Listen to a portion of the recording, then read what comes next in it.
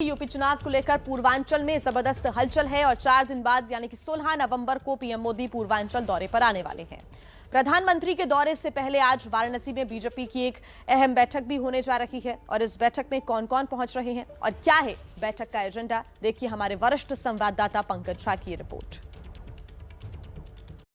UP में फिर से 300 पार का संकल्प का मुट्ठी बींचिए और प्रचंड आवाज से बोलिए, भारत माता की, भारत माता की।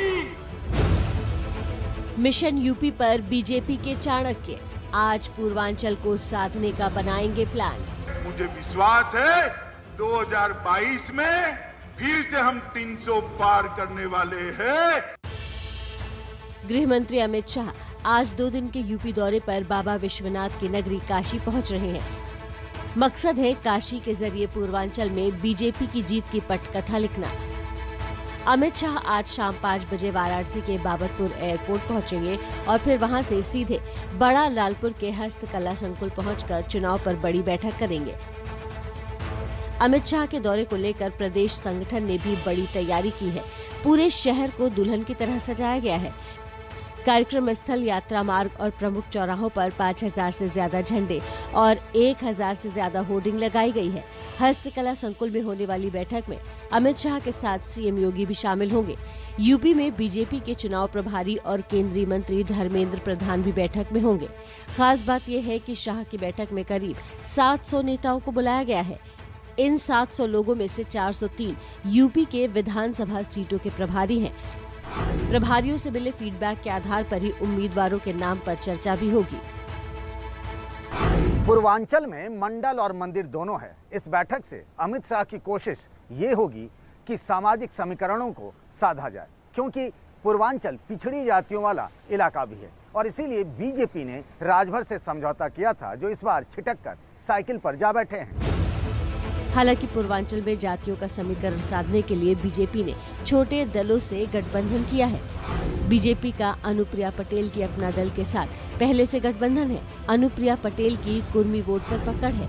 संजय निषाद की निषाद पार्टी के साथ मिलकर भी बीजेपी चुनाव लड़ेगी। निषाद पार्टी का मल्लाह समाज पर असर है। यूपी फतेह के लिए बीजेपी ने एक बार फिर 300 पार का नारा दिया है और लक्ष्य को हासिल करने के लिए पूर्वांचल को साधना बेहद जरूरी है। पूर्वांचल में लोकसभा की 26 सीटें हैं। 2014 में 23 और 2019 में 19 सीटें बीजेपी जीती थी। पूर्वांचल की 130 विधानसभा सीटों में से 2017 में बीजेपी को 87 सीटें मिली थी, जबकि एनडीए ने सेंचुरी बनाई थी। पूर्वांचल के 21 जिलों में यूपी की करीब 32% आबादी रहती है। अगर इस आबादी का भरोसा बीजेपी ने जीत लिया तो उसे यूपी जीतने में दिक्कत नहीं होगी। इसीलिए अमित शाह वाराणसी में बैठकर ही बीजेपी के लिए चुनावी चक्रव्यूह तैयार कर रहे हैं।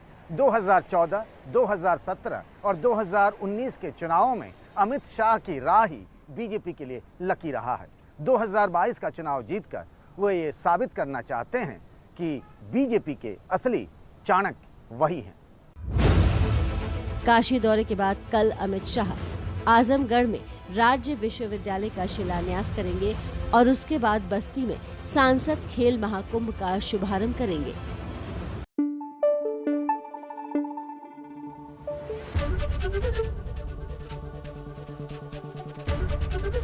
एबीपी न्यूज आपको रखे आगे।